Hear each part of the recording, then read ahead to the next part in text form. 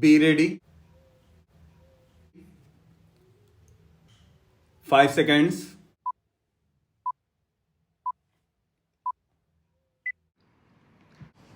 Start. But you are permitting them to import the machinery or the engine, saying that for some years the engines will be imported and later on we will manufacture them here itself. It happened even in the case of Maruti also. Even now, large number of parts are being imported. What I want to bring to the notice of this house is that recently the Planning Commission's midterm appraisal, which was submitted, has stated that neither the poverty is going down at the expected rate nor the employment is being created as promised by the Honorable Finance Minister on several occasions on the floor of the House.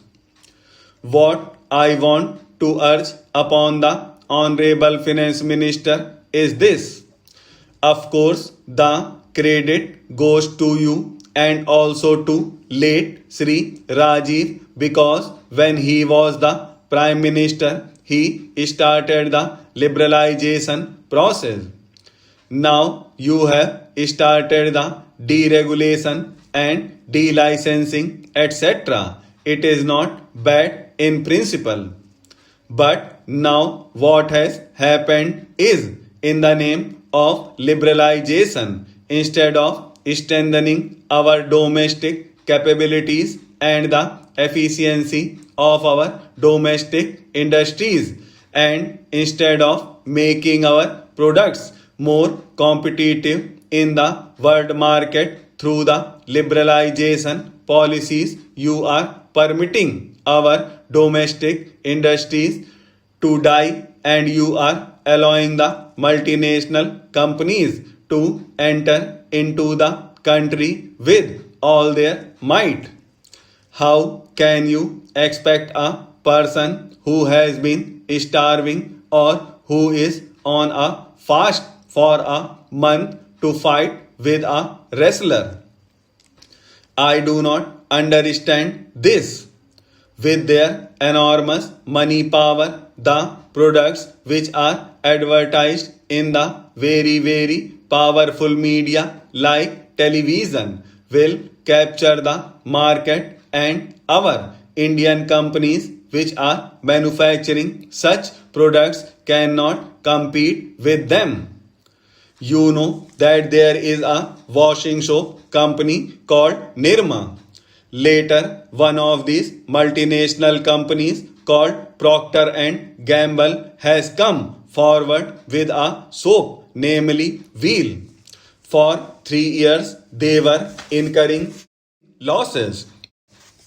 They did not mind their loss of a few crores of rupees because their turnover is something like lakhs of crores of rupees in the whole world. They could afford to lose that at that time, and after 3 years period they have succeeded in establishing themselves in the market. My point is that the Honorable Finance Minister and the government, at least at this 11th hour, must understand and diagnose where our policies are leading to. Our ultimate aim should be to make our country strong. We cannot depend upon those multinational companies.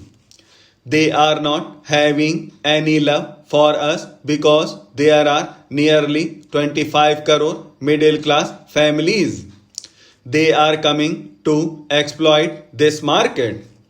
I wonder that when there are nearly 2 lakh villages which do not have all weather or even metalled roads, our government is proposing to spend billions of dollars in the name of super highways like in Europe or in America.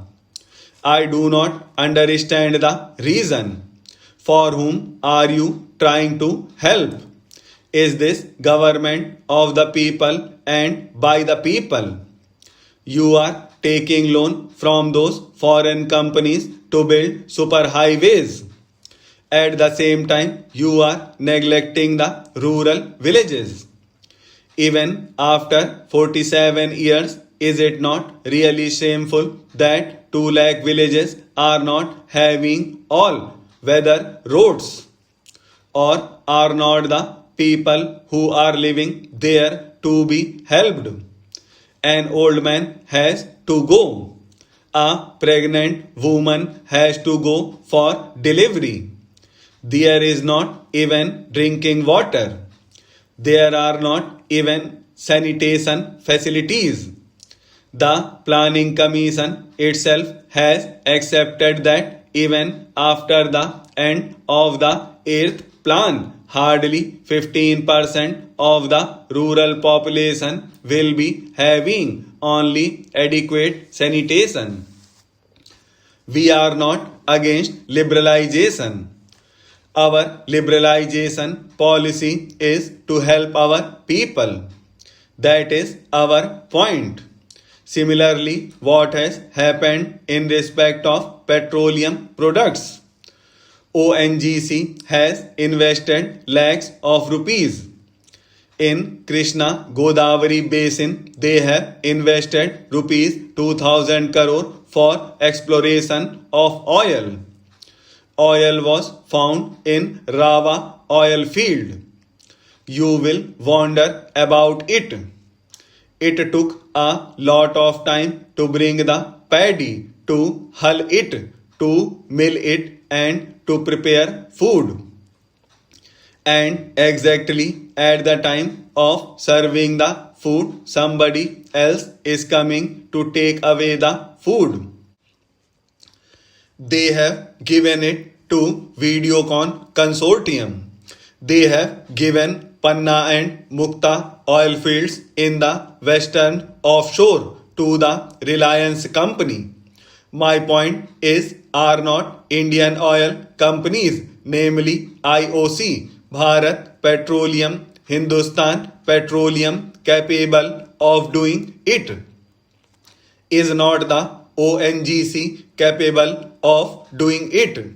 The ONGC is doing so much dredging in Korea. Then why have you given it to Videocon for a song? Just for rupees 300 crore, you are allowing them to take profits to the tune of thousands of crores of rupees. Our continued progress on the agricultural front and our determination to reach the benefits of plant development to the rural areas and to the economically weaker sections of society will better the quality of life of millions of our countrymen. This requires resolute political will and determined administrative action. To our sound and broad-based scientific and technological achievements which have been acknowledged all the world over, we have handsomely coupled research and development to take care of the future. Today, we are recognized as one of the 10 most industrially advanced nations in the world.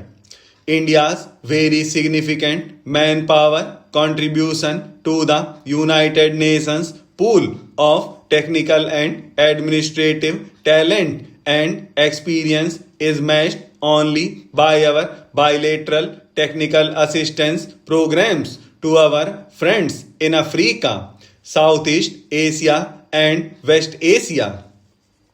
While we may take justifiable pride in these achievements, we must guard against complacency in thought and action. On the other hand, we must forge ahead with hard, dedicated work and the determination to succeed not only as individuals but as a nation. Our administration, relieved of its recent traumatic experience, is fortunate to have firm dynamic political leadership. The younger generation who join the various services which compose the broad spectrum of the administration are idealistic, motivated, and have the capacity for hard work. Let us forge out of these qualities a result oriented instrument to implement our plans for the future and to build the India of our dreams now onwards.